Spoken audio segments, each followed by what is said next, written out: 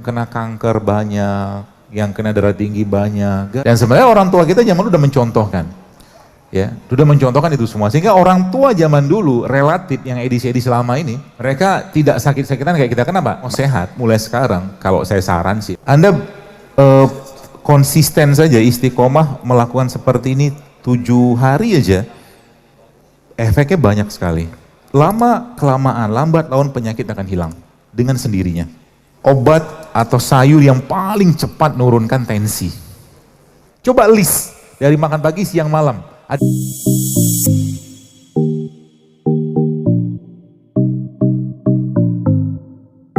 Ini makanan kan? Ya sebelah ini pepaya, ini ada pepaya. Allah memberikan kita rasa lapar. Rasa lapar itu kita butuh tenaga. Kita butuh energi kan gitu. Kita butuh tenaga, kita butuh energi ketika lapar. Dan harusnya ketika kita mengasup sesuatu, which is itu makanan, harusnya kita bertenaga. Sekarang saya tanya, kenapa banyak orang sekarang habis makan ngantuk? Bukan kekenyangan loh. Karena yang dimakan sudah tidak bisa diolah oleh badan dengan baik. Badannya nggak bisa ngolah dengan baik. Kalau Anda makan, maaf misalkan nasi padang ya. Saya bukan anti nasi padang, tapi memang jarang makan nasi padang. Ya, kalau makan nasi padang makan lauknya doang. Itu pun ayam pop. Makan nasi padang tuh paling baik caranya begini. Anda minum air putih 2-3 gelas. Habis itu minta sayur yang banyak. Habis itu minta buah, habis itu kenyang kan? Ah, keluar dari rumah makan padang. Aman. Ya. Kenapa Anda orang makan nasi bersantan segala macam tadi itu mengantuk, tapi kenapa Anda makan rujak tidak mengantuk? Kenapa? Beda kan, coba lihat. Karena memang sang rujak tadi masih banyak enzimnya, masih banyak mineralnya, masih utuh, masih baik gitu kan. Jadi tubuh tuh ketika dapat itu tuh kayak happy dia. Yang kita kenal dengan prebiotik seperti itulah. Ya, prebiotik dapat dari mana? Dari beliau-beliau ini nih prebiotik. Itu prebiotik semua. Maka sebenarnya dari situ kita belajar sederhananya gini Pak Bu. Tubuh kita itu sekarang atau gigi kita itu sebenarnya lebih cocok untuk lebih banyak makan sayur dan buah. Kenapa? Karena gigi kita taringnya cuma 4 kan? Taring kita cuma 4. Taring itu fungsinya untuk protein nabati, protein hewan, daging-dagingan. 28 gigi kita kebanyakan gigi seri dan gigi geraham. Gigi seri sama gigi geram kebanyakan urusannya mencampur, mengolah, mengaduk gitu kan yang berupa sumber-sumber nabati. Jadi 85% tubuh kita ini kalau mau sehat mulai sekarang, kalau saya saran sih ya, kurangilah salah satunya daging. Lebih banyak makan sayur sama buah. Kenapa? Karena gigi kita 4 cuman taringnya, kecuali gigi Anda taring semua. Kalau giginya taring semua, maka jadilah macan, singa kan. Makan daging terus tiap hari kan?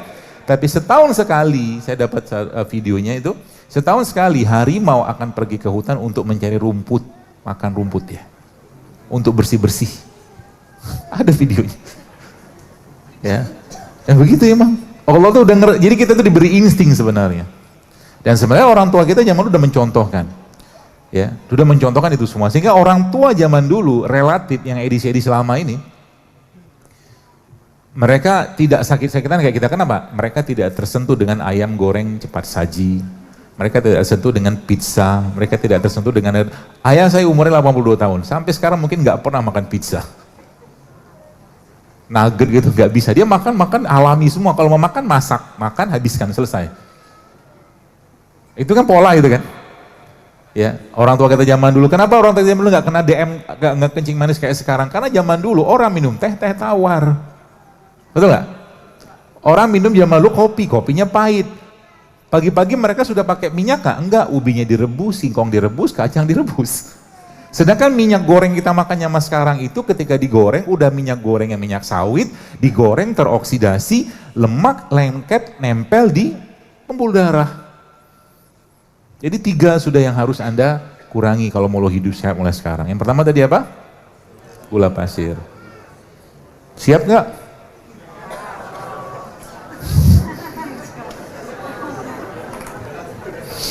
Pak Bu, saya tanya, Anda pengen nanti kita semua kan akan mati kan. Mati kita itu mati yang gampang atau mati nyusahin keluarga?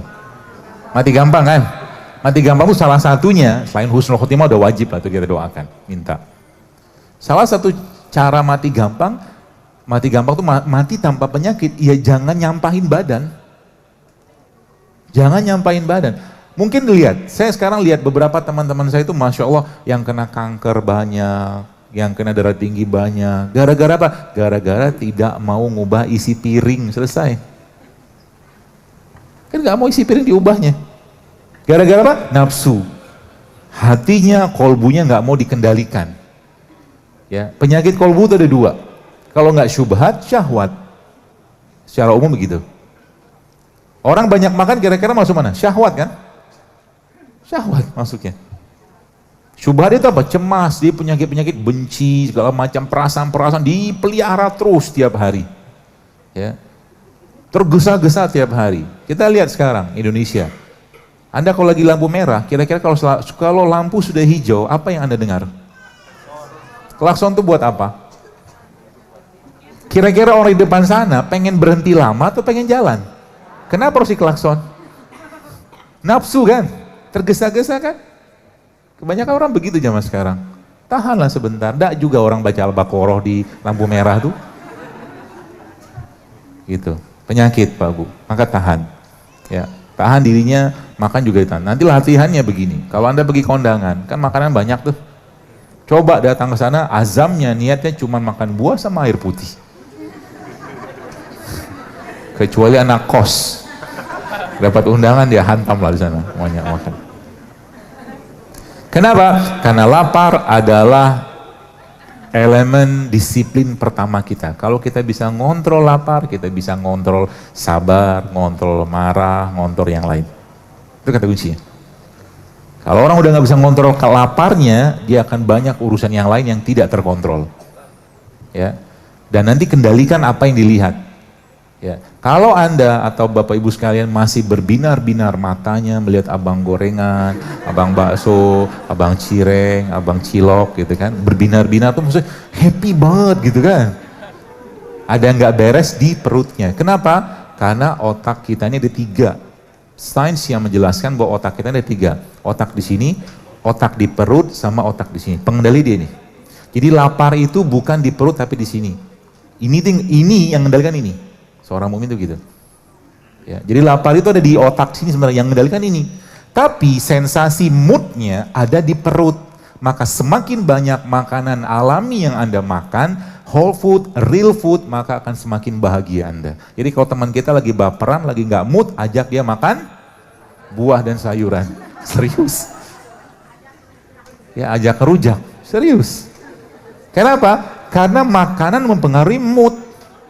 Sekarang saya tanya, ini bukan ngomongin jeleknya orang ya. Kalau Anda menginjak kaki orang Jawa Barat, keinjak, kira-kira dibilang apa? Punten gitu kan, ini kaki saya gitu. Kalau Anda nginjak kaki orang, mungkin Makassar gitu kan, beda nggak? Beda, bukan orang Makassar jahat, bukan. Tapi memang karakter begitu dari makanan, kan beda kan makanannya kan? Yang satu makan sayur, daun-daun, yang satu makan konro. Ya begitu kan? Gak salah, mereka tetap baik, tapi memang karakter itu begitu. Jadi makanan itu mempengaruhi perilaku. Berulang kali saya sampaikan. Kalau mau dapat perilaku yang baik, makan yang baik. Gitu.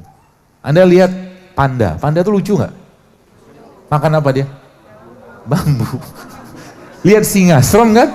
Singa makan apa? Nah, sudah dapat clue-nya kan? Kalau mau makan sehat, kalau mau wajah kita tuh nyenengin orang gitu kan, makan apa? Ya nggak bambu sih, maksud bukan bambu tapi ya golongan beliau lah gitu kan. Gitu teman sekalian. Nah jadi kata kuncinya itu dulu. Kata kuncinya adalah remove the bad. Remove the bad itu adalah kalau kita mau hidup sehat maka kita harus menghentikan dulu yang membuat kita sakit. Gula pasir ini berkali-kali saya sampaikan, gula pasir itu racun. Racun dia.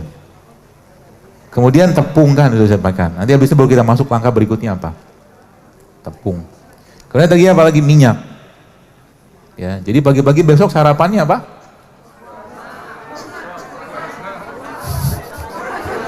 Yakin kuat? Kalau lapar, apa yang harus kita kerjakan?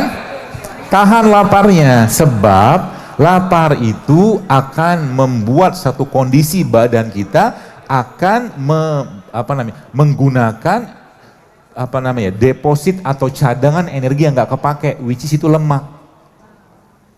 Jadi lemak kita itu bisa dipakai kalau kita lapar. Jadi ibu-ibu yang pengen turun berat badan, sering-seringlah lapar. Nanti turun sendiri berat badannya, serius. Ya, kalau seandainya tetap pengen makan gimana? Pengen makan banget nih. Pilihannya apa? Pilihannya Anda makan sayur. Sayurnya tidak dibikin sayur nangka seperti sayur padang gitu ya, bukan. Semakin Bapak Ibu sekalian, semakin alami sayur ini Anda makan, ya kayak misalkan wortel kayak begini ya, atau timun, semakin baik buat badan Anda. Dan cara bikinnya itu gampang sebenarnya. Ada mangkok nggak Bu? Coba kita belajar memasak ini.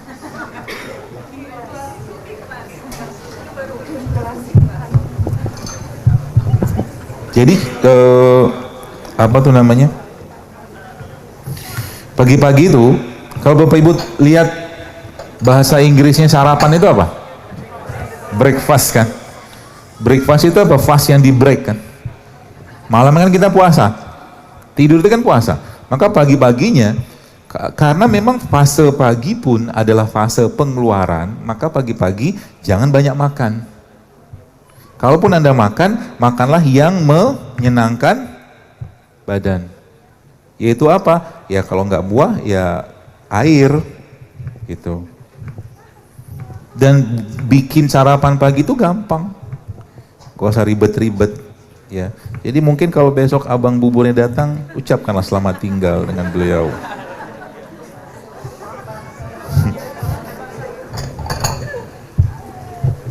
Ada madunya.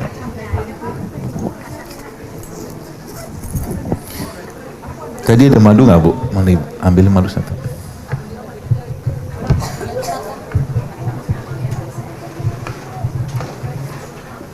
Ini contoh ya. Contoh bikin sarapan.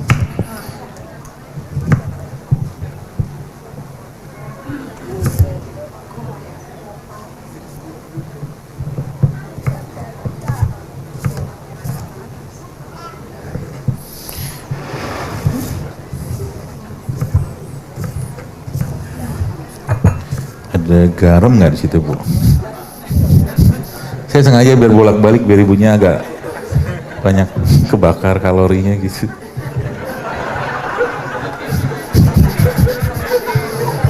Semoga ada kajian lagi lebih langsing. Itu harus diituin Bu, harus diapain? Harus diniatkan. Bener, saya berapa kali ngisi kayak kemarin kapan hari itu di bank di Jakarta gitu, Masya Allah saya senang banget Bapak itu bisa sampai 20 kilo loh turun berat badannya. Dan sekarang, ini garam apa? Garam dapur. Bukan. Saya butuhnya Himalaya. Di mobil saya sih ada tadi.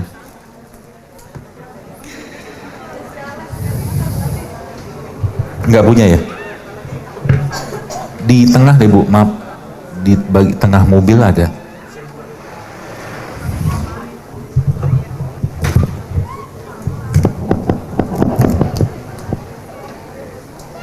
Jadi pagi itu, kan sudah saya bilang, pagi adalah saat yang tepat untuk makan buah. Kenapa? Karena pagi adalah fase pengeluaran. Tubuh kita lagi bersih-bersih kan, lagi ke belakang. Nah maka Bapak sekalian pagi-pagi jangan terlalu banyak makan, terutama makanan yang memberatkan badan. Seperti apa? Tepung, gula, minyak. Anda konsisten saja, istiqomah melakukan seperti ini 7 hari aja, efeknya banyak sekali. Efeknya akan sangat banyak. Itunya lupa lagi, sendok.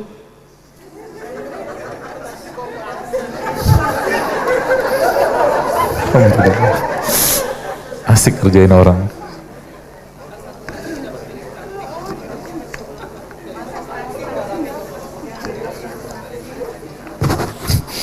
Kata kuncinya apa? Kalau mau sehat perutnya, maka kasih dia asupan yang terbaik. Asupan terbaik perut kita adalah semua jenis asam amino, prebiotik, probiotik, antioksidan. Ah, ini alhamdulillah. Ada kurma, Bu. Udah mulai keringetan dia. Saya tidak menyarankan garam dapur, sebab garam dapur itu sudah diapain? Sudah direfinasi. Udah di bleaching, hilang banyak mineralnya. Kalau Anda pengen cari sea salt itu garam laut yang masih utuh. Ya. Atau kalau enggak, garam Himalaya. Ya. Kalau garam yang sudah putih-putih banget itu yang di dapur kita pakai itu jangan dipakai. Ya.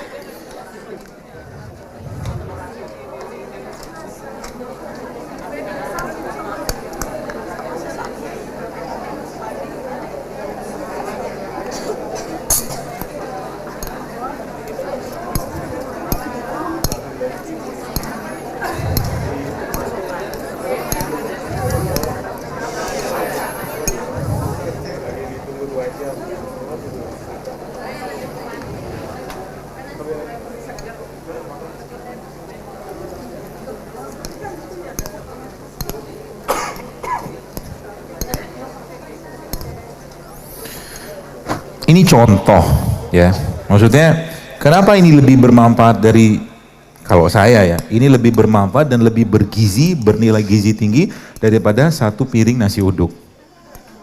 Serius, makan begini tiap hari atau mungkin, Masya Allah, dikit banget Bu. Sabar ya Bu, ini ujian.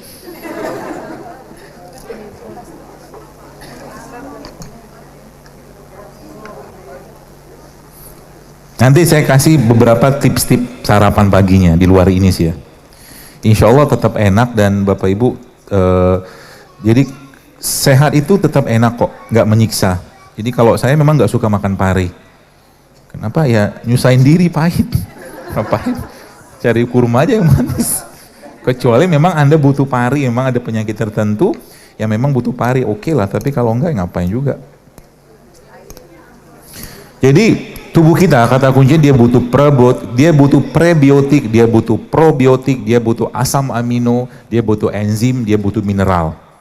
Dan itu tidak akan bisa Anda dapatkan dari produk makanan yang dikemas atau dikasih bahan-bahan sintetik atau produk yang dipanaskan berulang. Tidak bisa. Semakin fresh produk tersebut semakin baik dan semakin senang perut Anda. Dan kenapa kok kayaknya saya ngoyo-ngoyo banget urusan makanan? Karena 80% imunitas kita yang bikin ini. Kalau Anda memperbaiki pola makan seperti ini Bapak-Ibu sekalian, itu imbasnya apa? Lama-kelamaan, lambat laun penyakit akan hilang dengan sendirinya. Jadi kalau saya emang nggak ngobatin penyakitnya, ngobatin isi atau perbaiki isi piring. Itu kata kuncinya. Ya, jadi kayak begini aja sudah memberikan efek yang luar biasa. Apalagi ya Anda pagi nanti misalkan pagi-pagi itu sudah, saya kira mungkin sudah tidak wayanya lagi Bapak Ibu minum teh saset tiap pagi sih ya. Ini bisa di teh. Potong, kasih air panas jadi teh. Sehat nggak? Jauh lebih sehat daripada teh saset. Jauh Pak Bu sehatnya. Atau kalau enggak Anda bikin kunyit kayak begini, kunyit Anda potong seperti ini, masukin air panas, jadi juga dia teh. Saya seperti tukang sayur kah? Enggak lah ya. Kunyit. Anti kanker ada, anti jamur ada, anti nyeri ada, anti pembekuan darah juga punya dia kalau nggak salah. Banyak sekali kandungan di kunyit Pak Bu. Kalau Anda baca penelitian tentang kunyit ini, sayang banget Indonesia ini kita kurang sekali konsumsi kunyitnya. Ya, padahal satu kunyit ini bisa menyelamatkan banyak orang. Tadi kemarin saya sempat terima DM seorang ibu-ibu. Ibu itu kena hidrosalping namanya. Hidrosalping itu salah satu penyakit di kandungan, nanti silakan googling apa itu. Dan itu dokternya bilang harus dioperasi, di laparostomi laparoskopi gitu lah.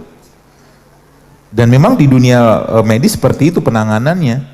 Akhirnya saya suruh beliau pakai serai, pakai lengkuas, pakai jahe, segala macam gitu, beberapa yang saya sarankan. Itu ternyata itu sekitar 3 bulan yang lalu, sebulan atau 2 bulan lalu gitu kan. Ternyata dia ngabarin lagi sudah hamil coba. Luar biasa. Ini saya bilang kebaikan yang ada pada produk ciptaan Allah ini luar biasa Pak Bu. Ini spare part kita tuh di sini gitu loh. Ya. Jadi kalau Anda tanya sama saya, kunyit itu aman atau enggak? Jelas aman, Allah yang menciptakan. Ya kan? Enggak ada orang Indonesia, adakah orang Indonesia yang keracunan makan kunyit? Enggak ada. Tapi keracunan obat? Banyak. Gitu loh maksud saya. Jadi jangan pernah meragukan mereka-mereka ini. Ya, karena spare partnya kita di sini. Kalau kita bicara manusia, Allah sampai dalam surat Al-Mu'minun Allah katakan bahwa manusia itu diciptakan Allah dari tanah. Maka mineralnya tubuh kita itu ada di mereka-mereka ini. Di rimpang, di sayur, di buah segala macam. Kita tuh beruntung sekali hidup di Indonesia. Jadi kalau kemarin terakhir ada anak-anak masuk nemukan apa tuh kayu apa yang di Kalimantan itu banyak kayak begitu. Saya sih nggak heran. Banyak banget. Ya, kaya banget apalagi negeri ini Bapak Ibu sekalian. Kalau Anda mau tanam herbal, ini ada ilmunya sebenarnya. Herbal itu paling baik kalau Anda tanam di mana? Di kaki gunung yang merapi atau meletus. Karena rasa kunyit yang Anda tanam di Gunung Kelut sama di Bekasi beda. Beda, karena hara di sana lebih banyak. Paham maksudnya? Jadi kalau pengen nanam sesuatu itu memang tanam tempat yang memang di situ tidak terkontaminasi dengan berbagai macam polutan-polutan seperti dari air, dari udara segala macam. Ubinya di gunung di Gunung Merapi itu ubi jalar gitu kan sama ubi di daerah Tangerang beda rasanya. Itu memang sunatullahnya kayak begitu. Karena apa? Hara di sana lebih banyak. Hara di sana lebih banyak. Maka biasanya kalau yang sudah mengikuti kajian-kajian saya seperti ini, mereka berpikirnya kalau gitu minta sama Allah sekalian punya rumah yang halamannya luas. Iya kan?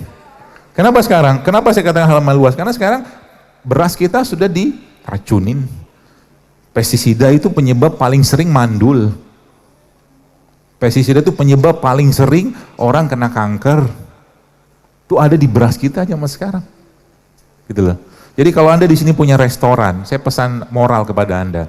Pikirkan baik-baik kira-kira makanan yang Anda buat di restoran tadi menyebabkan masalah kesehatan ke orang atau bikin sehat. Kalau menyebabkan masalah kesehatan ke orang, zolim kita bikin makanan. Zolim lah. Apalagi sudah tahu ilmunya kayak begini. Betul?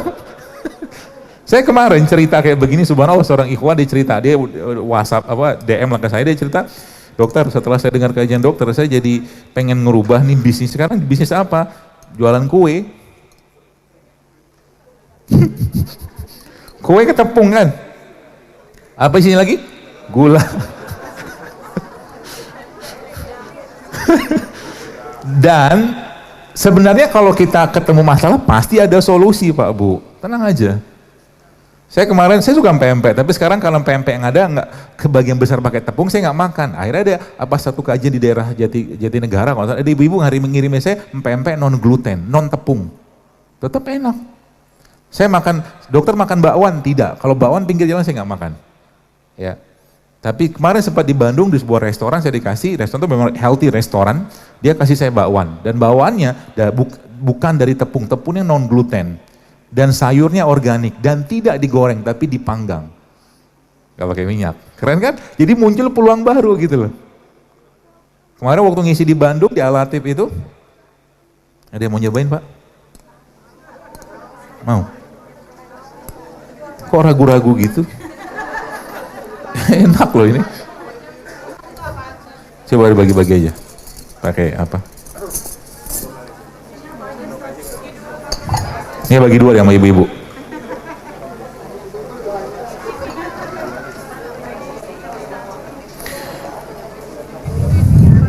Itu sendok.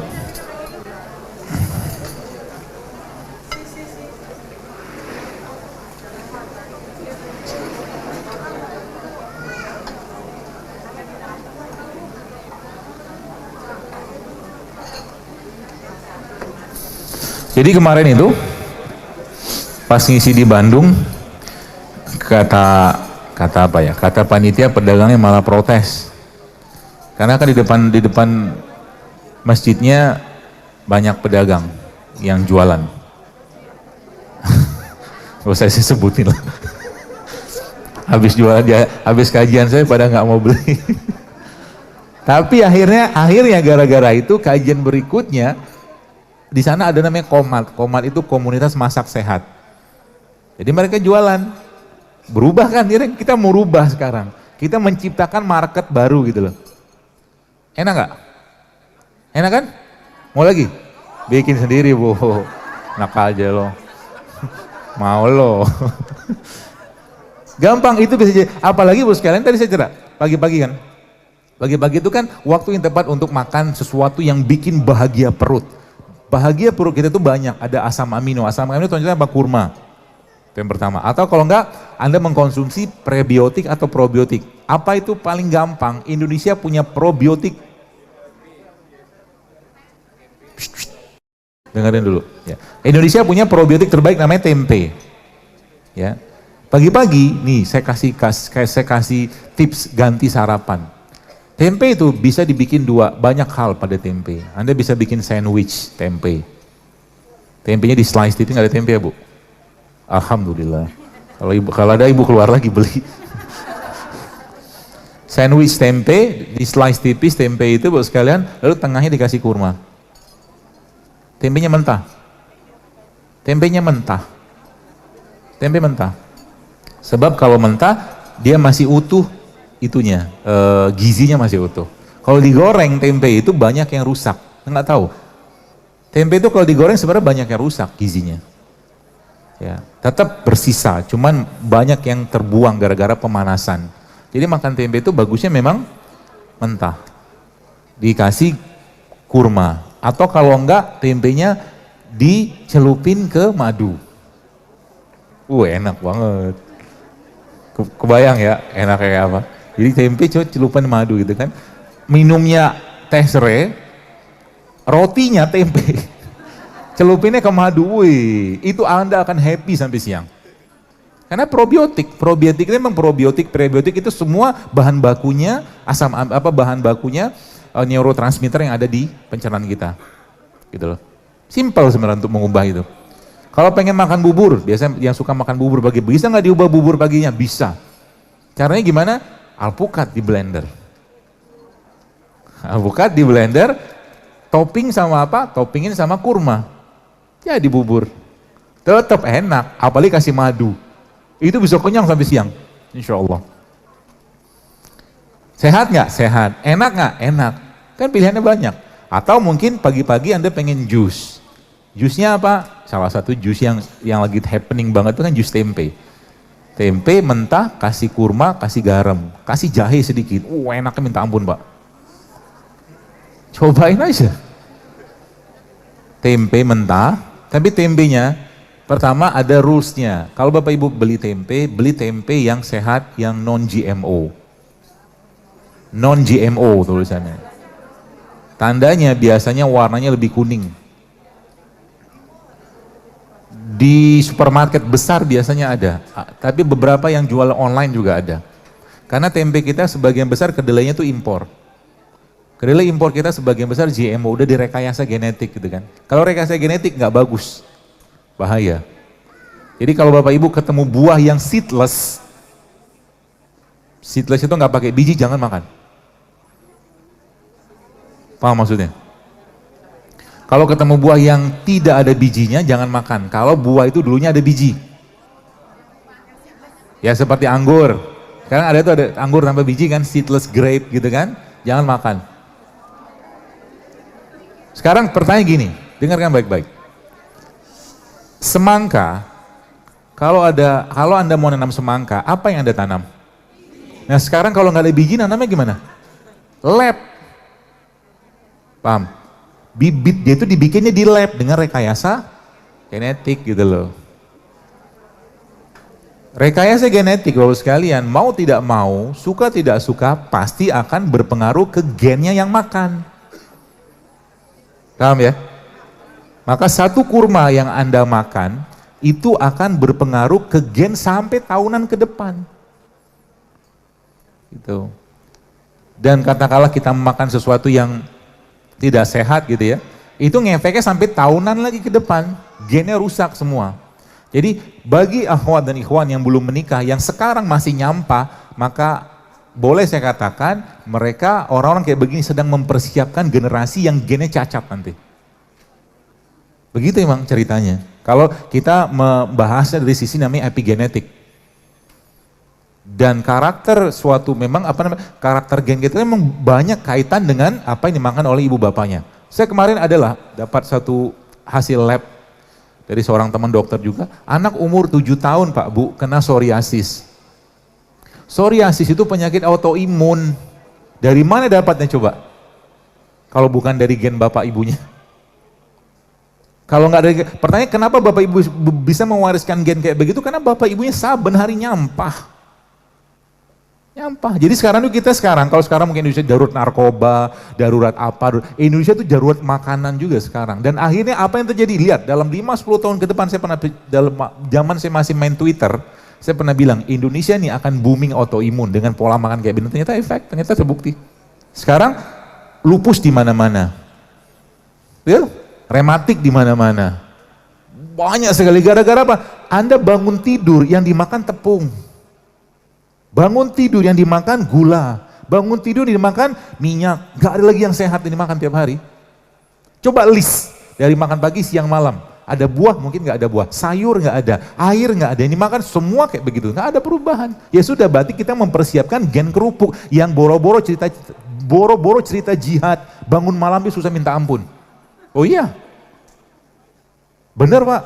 Kenapa saya bilang kerupuk? Ya kerupuk, yang dimakan kerupuk, gak ada gizinya. Makanya sekarang di mana mas nanti anak-anak taunya apa? Mie instan, taunya sosis, taunya nggak kenal lagi dengan makanan sehat. Anak-anak nggak dikenalkan dengan buah. Kenapa? Mak bapaknya juga begitu di rumah. Darurat Pak sekarang ini Pak.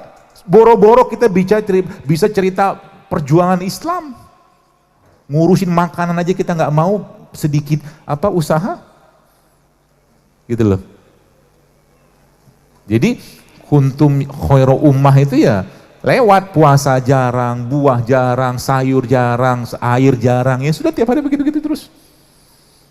Apa yang terjadi? Ketika ada seorang wanita membawa anjingnya ke masjid, diam semua, gak ada yang bergerak. Harusnya kita menangis loh. Saya kemarin lihat satu video tadi pagi lihat di Palestina. Ibu, ada seorang ibu-ibu coba, ibu-ibu yang mungkin sudah sepuh 56 tahun, dia lagi pegang pagar, ditembak, pak, gak ada ngapa-ngapain dengan orang Israel. Kadang-kadang kita doa pun nggak ada, mau boro-boro mau doa gitu loh, sibuk di sini misalkan kita dengan apa yang dimakan, gitu-gitu mood kita sudah bermasalah, bahkan doa pun kita lupa gitu kan. Waliyahzubillah. Ini umatnya, umat yang kata Rasul kayak buih lautan kayak begini sekarang. Sometimes we do nothing. Ya. Dan mereka orang-orang musuh-musuh Islam itu ya memang juga mengadakan atau membuat kondisi kayak begitu. Kan kalau Anda lihat di internet namanya food control namanya. Makanan itu mereka kendalikan. Food control. Supaya apa? Karena sekarang bagaimana caranya membuat umat Islam ini doanya tidak sampai ke langit. Bikin makanan mereka tidak halal. Kan gitu. Kedua, buat mereka terperdaya dengan makanan. Jadi fitnah kan? Gitu loh. Jadi jangan bangga dengan kuliner-kuliner yang luar biasa hebat segala macam. Maksud saya gini Pak. Kita umat Islam ini hidup di dunia ini memang tujuannya apa? Ibadah. Gak ada lain, gak ada bukan. Butuh makan gak? Butuh. Sedikit, gak usah banyak, gak usah berlebihan. Nanti di surga kalau makan banyak, di sana gak ada kenyang. Mau makan apapun silakan kata Rasulullah. Karena kenyang itu sudah diambil sama Allah. Haus tuh gak ada di sana. Mau makan aja, gak ada haus, gak lapar. Pengen makan. Di surga kayak begitu. Nah di dunia kayak mana? Kita mulai berpikir bagaimana namanya fitnah-fitnah akhir zaman, termasuk dalam urusan makanan kayak begini yang luar biasa. Nah, gitu loh. Dan itu emang salah satunya adalah berlebihan kita dalam urusan makanan. Maka berkomitmenlah, ya. Mungkin pesan saya itu berkomitmen untuk apa? Ganti, perbaiki makanannya, ikutin. Jadi kata Nabi, kata Allah dalam Al-Quran, "Qul in kuntum tuhibbunallah," kata Allah, "fattabi'uni yuhibbukumullah wa yaghfir lakum dzunubakum." Ikutin aku, kata Rasulullah. Kalau mau kau cinta Allah, ikutin. Bagaimana Nabi bangun, bagaimana Nabi makan, bagaimana Nabi puasa, ikutin semua. Kalau saya sangat yakin kalau seandainya ada Nabi SAW di sini, Nabi kalau disuguhin gorengan gak bakal mau. Kalau saya sih yakin kayak begitu. Kenapa? Ya Anda sudah tahu kan bagaimana cerita gorengan tadi kan? Dan di mana makan abang gorengan, di mana-mana kita makan kayak begitu. Jadi makan lebih banyak untuk memenuhi selera, lidah. Tapi tubuhnya terzolimi tiap hari. Mau sampai kapan kayak begini gitu loh. Anak-anak pun dikenalkan yang kayak begitu. Anak-anak udah, Anda di rumah mungkin lupa beli buah, lupa beli sayur segala. Anak-anak akhirnya kenal dengan makan-makanan instan. Akhirnya apa? Lagi Indonesia bencana, dikasih bencana lagi.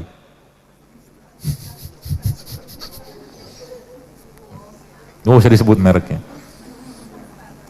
Mie instan lah, ya, gitu. Jadi siap nggak kita berubah? Ya, Anda nggak siap pun kalau dalam bahasa Dawat tuh nggak baper. Anda mau berubah silakan, toh juga akan bertanggung jawab di hadapan Allah nanti, gitu lah. Kalau mau berubah, yuk kita berubah bareng-bareng. Kita bantu pemerintah, kita bantu dokter. Kasihan dokter Pak Bu. Kenapa kasihan? Gak habis-habis penyakitnya zaman sekarang. Kenapa? Hulunya nggak diurus. Betul nggak? Darah tinggi itu, Bapak sekalian, sampai kiamat juga dengan pola kayak begini, nggak selesai gimana? Ya mie instan tuh Anda pernah lihat berapa banyak kandungan garamnya? Kita nggak bahas itu, padahal ngobatin darah tinggi sedikit kalau kita mau buka mindset, minum air kelapa, tapi nggak makan yang bermasalah tadi, mulai rutinkan puasa, turun darah tingginya. Sesimpel itu coba sebenarnya. Tapi faktanya apa? Ya, lagi-lagi faktanya, kita begitu luar biasa memanjakan lidah, tapi kita luar biasa menzolimi perut. Gitu loh. Yuk berubah gitu kan. Indonesia 140 miliar uang untuk beli obat TBC setiap tahun. Padahal kalau kita sedikit mau melirik, Pak Bu, kunyit itu ketemu jahe, ketemu serai, ketemu jeruk nipis, itu sudah bisa kalau dia mencoba apa ya, dengan pelan-pelan itu bisa juga jadi obat TBC. Nah itu proven, terbukti juga sebenarnya. Gitu loh. Jadi lagi saya sampaikan, ayo kita maksudnya sayangi badan kita Bapak sekalian. Jangan lagi zolimi. Ya. Kalau Anda makan mulai sekarang, pikirkan baik-baik. Yang saya makan ini bikin masalah atau bikin sehat, gitu loh. Dan kita tahu mana yang sehat, mana yang tidak sehat kan gitu. Kita udah paham. Ya, kalau muncul godaan itu lawan. Nah, habis ini kan bisa semangat nih nanti. Pulang sini kan semangat. Woi, datang ke pasar, sayur, buah gitu kan. Baru saja begitu ada WA masuk, yuk baksoan yuk gitu kan. Apa yang harus dikerjakan? Lawan. Saya sudah tidak baksoan lagi. Saya sekarang bermazhab sayur dan buah. Oh iya, mazhab sayur buah. Itu efeknya luar biasa Pak Bu ke depannya. Ya. Bahkan ada penelitian yang saya pernah baca di internet itu ternyata dalam 3 bulan ketika seseorang mengubah makanannya menjadi sayur dan buah organik seperti itu, ternyata ekspresi gennya bisa berubah. Sampai kayak begitu coba, dahsyatnya. Kenapa? Antioksidan itu ada pada mereka. Dan Indonesia punya harta karun yang luar biasa. Kita dijajah Belanda gara-gara apa? Gara-gara beliau ini loh. 350 tahun mereka cari beginian. Ya. Tapi sayangnya, ya tadi kita belum banyak ingat. Dan inilah softwarenya kita. Jadi buat sekalian, jangan tanya sama saya, kunyit itu aman. Allah yang ciptakan, dan kita dari zaman dulu makan kayak begini enggak juga seember sekali sehari kan, paling seruas 2 ruas enggak ada masalah. Ada yang bilang kunyit bikin kering, ya kalau ente minumnya seember bikin kering rahimnya. Pakai jurnal lagi kasih ke saya, ya silakan aja. Toh buktinya apa? Lihat bapak ibu-ibu yang dulu masih edisi lama gitu kan, yang Pentium 1, Pentium 0,5 yang edisi lama. Anda makan kunyit begini anaknya malah banyak, betul? Karena memang dia bikin rahim subur dalam jumlah tidak berlebihan, gitu. Jadi kita kaya Pak Bu, Indonesia tuh kaya dengan begini-beginian, ya. Ada lagi namanya seledri, ya seledri nih. Seledri nih Pak Bu, obat atau sayur yang paling cepat menurunkan tensi, cepat banget. Dan kalau Anda tidak suka makan dia kayak begini, bikin sup, makan sayurnya. Selesai. Jadi tidak, kan seledri kalau di jus kan kurang enak rasanya kan. Boleh sih Anda campurkan dengan apel boleh. Tapi kalau nggak suka, campurin ke makanan. Maka kalau saya biasanya kalau pulang ke rumah orang tua, saya biasa minta bikinin kayak semacam apa itu ya, pindang seperti itu. Itu kalau saya makan pindang, biasa saya cari ikan sungai yang tidak diternak. yang ditumbuh alam. Kuahnya kan pasti ada kunyit. Pasti ada kunyit, pasti ada lengkuas, pada serai kan gitu kan. Kuahnya saya minum. Karena kuah tuh obatnya gitu loh. Dosa pakai nasi. Jadi sekarang mulai kalau nanti malam Bapak Ibu masih makan nanti malam. Makan itu paling baik kapan? Waktu matahari terbit dan sebelum matahari tenggelam. Itu sebabnya Rasulullah SAW ketika habis Isya beliau tidur, nggak makan lagi. Bisa itu tidur karena malam waktu istirahat, badan itu istirahat. Jadi kalau mau makan sebelum matahari tenggelam. Karena hormon kita waktu matahari tenggelam dan matahari masih ada itu beda kerjanya. Ya, kalau siang itu masih simpatik yang bekerja namanya. Kalau malam sudah parasimpatik. Ya, maka malam bukan waktu yang tepat untuk makan. Kalau Anda tetap malam pengen makan, maka pilihannya balik-balik lagi, kalau nggak buah sayur. Kalau nggak, penuhin kulkasnya dengan pare. Jadi waktu Anda lapar, lihat kulkas pare nggak jadi makan, tidur lagi, udah lebih baik begitu. Nggak ada pilihan kan? Gitu ya.